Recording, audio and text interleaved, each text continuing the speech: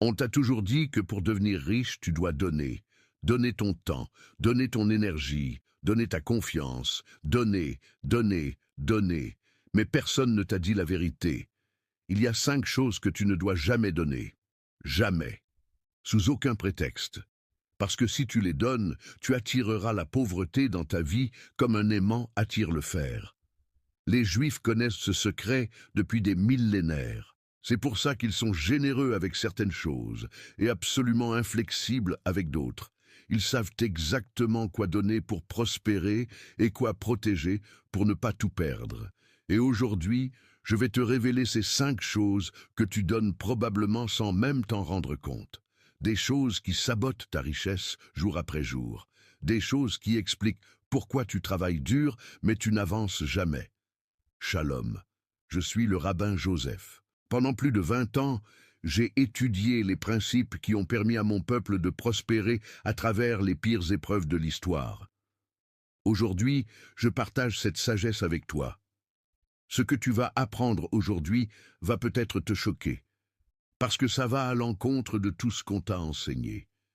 Mais si tu écoutes jusqu'à la fin et que tu appliques ces principes, ta vie financière ne sera plus jamais la même. Première chose à ne jamais donner, ton pouvoir de décision.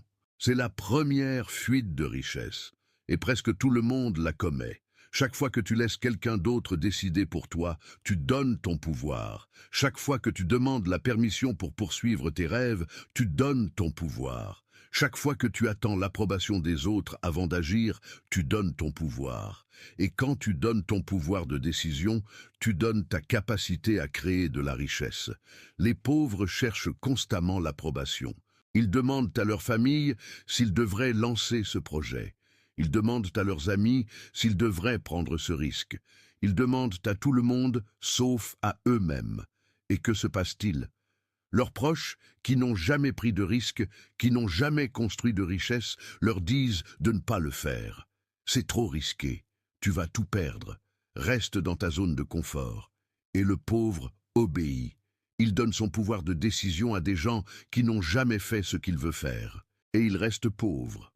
Les Juifs font exactement le contraire. Dans la tradition juive, il y a un concept appelé hishtadlut, l'effort personnel. C'est l'idée que tu dois prendre tes propres décisions et agir avec détermination. Tu peux écouter les conseils, tu peux chercher la sagesse, mais la décision finale t'appartient et à personne d'autre. Le Talmud enseigne, celui qui dépend du jugement des autres pour avancer ne dépassera jamais